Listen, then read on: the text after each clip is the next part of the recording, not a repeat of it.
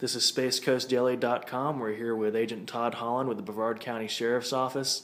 Mr. Holland, could you tell us about the arrests that were made yesterday? Yes, yesterday in Brevard County we made an arrest on a case we've been working on for about 18 months.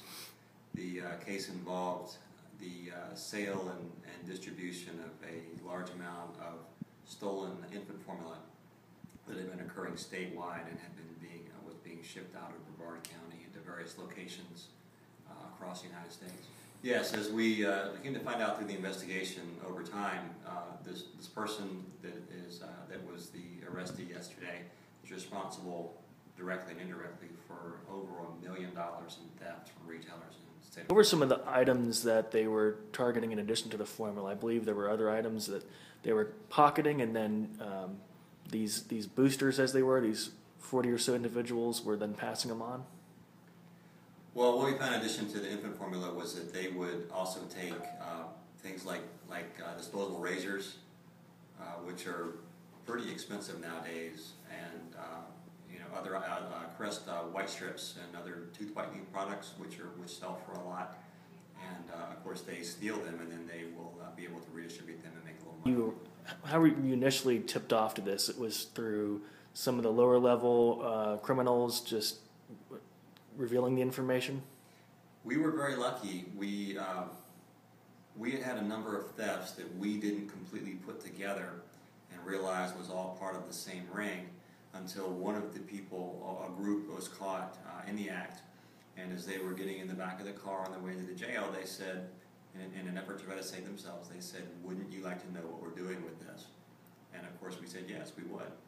And from that point on, they disclosed who they sold the products to, how they were paid, details of how this person operated, where they lived, where they kept and distributed their products from, and this completely opened the door for us to get into. This investigation involved coordination with Orange County. Now, did we go to Orange County Police with our information, or did they come to us first? How did that work? Well, what happened was as we figured out who this person was in Brevard County, at the same time that we were doing that, the retailers themselves have a pretty elaborate network of communication, and the word got over to the west coast of Florida, to those retailers who were having a similar issue, and they had already contacted the Florida Department of Law Enforcement, and they were working at the lower levels of what was going on here, with our target being the top of the pyramid.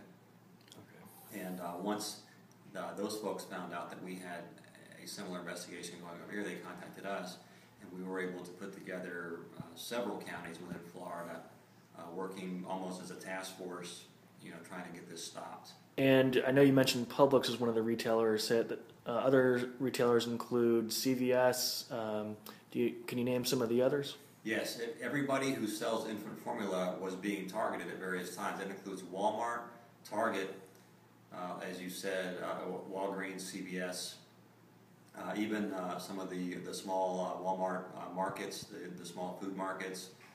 Anybody who carries this particular type of infant formula was potentially a target. Do you sense that this ring could have been impactful enough with the financial impact to make some of these retailers reconsider their current security measures in place? Yes, as these things started to occur, the retailers were getting smarter, and it was a learning curve on both sides. The thieves were learning to get better at what they did, and the retailers were learning to get better at loss prevention. So as far as when these criminals were actually going in and taking the product, did they have a specific technique, or was it kind of, were they all using their own techniques, or was there any kind of pattern there? Well, the two basic things that we saw as we started looking at the folks that were doing this kind of work were that they were either concealing it and walking out casually, or overtly packing shopping carts full of it and running out the door, literally running out, loading it in the car, and driving away. The ones that were doing it covertly were operating with like a baby stroller. They would go in with a baby stroller with a baby in it, and one person would act as a lookout, and the other person would kneel down beside the infant formula aisle and just begin loading up the storage area of the baby stroller with the products, and then they would casually walk out. And for the most part, initially they went on. You mentioned that there were web ads on social media and other search engines. Do you happen to know what the gist of those ads said? Were you able to see any of the advertisements that were used to recruit some of these criminals? I've seen it. What we found generally was that a person would put something out on Facebook, and it might be, something, for example, along the lines of something that sounds like Formula Mom or something like that, or Formula Dad. And when you went to that particular Facebook page, it was very, very clear. It said, if you have this type of formula, as long as it's not expired or within a certain date range, I will purchase it. I will come to you, wherever you are in the Central Florida area, and whatever counties this person would service. And that's how it started, with just the one person servicing all the counties. As response picked up, this person established lieutenants, essentially, and lieutenants controlled a certain geographical area, and they would collect that, and then they would bring it over to our target here. And you've been obviously a veteran in investigations like this. Was this, would you say, one of the more complex schemes that you saw? I mean, as far as the fact that they were able to recruit so many, does this rank among some of the more complex schemes that you've seen? Yes, these are very well organized groups, almost military in structure, where there's a single commander that commands several other sub-commanders, and those folks are responsible for their own troops. And the troops are operating at the direction of their local lieutenant. And essentially the commander is isolated from the people who are doing the stealing. And likewise, people doing the stealing don't know who the top target is, so it's difficult to point to them. And we understand that the lower level criminals involved in this were not even really receiving that much payment for the actual crime.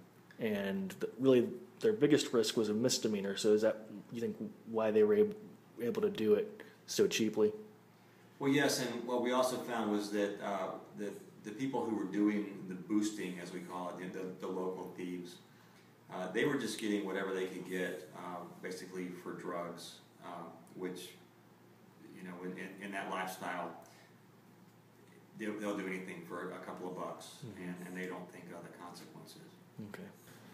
So as far as the reselling of the product to the retailers, do you have any knowledge as far as how the leaders were able to pull off that transaction? Well, what we do know is that the products were all shipped out of Brevard in semis, and at times these would be pallets and pallets of stolen products being shipped out at a time, and they went to various other locations within the United States, where they were repackaged and resold. We don't know exactly where, because that's well outside of our jurisdiction, and I believe the other agencies are probably looking at that. Okay. Did the retailers notice if there were any secondhand dangers? In other words, after these products had been through the cycle and then sold back to them, were some of them noticing that the products had been tampered with in any way? No one ever told us or disclosed that information to us. What we do know is that all the way up to the very top target, they were very adamant that it be within a certain date range, that the products be sealed and in new condition. And in many cases, they were still in boxes. So there would be a box or a pallet of brand new product that, as far as we know, was never opened or tampered with. So it would seem unlikely that it would be in any way bad. Okay.